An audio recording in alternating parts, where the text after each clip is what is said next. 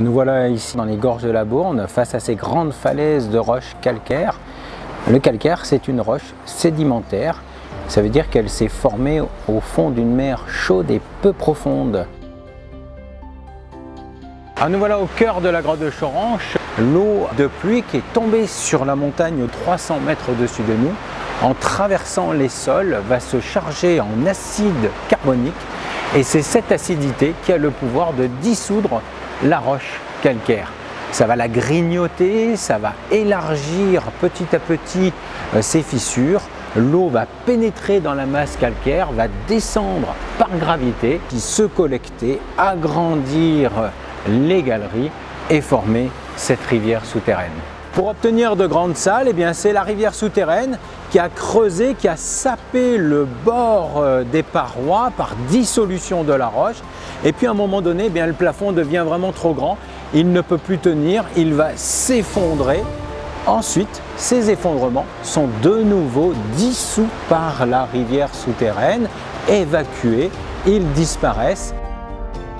La particularité de la grotte de Choranche, c'est finalement d'avoir une galerie relativement unitaire. L'eau s'est concentrée pour creuser une seule galerie à taille humaine, mais quand même 8, 9, 10 mètres de diamètre.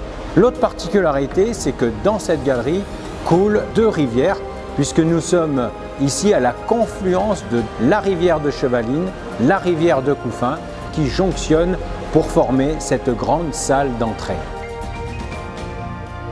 Nous voilà ici à la grotte de Thaïs. La rivière souterraine, autrefois, envahissait toute la grotte.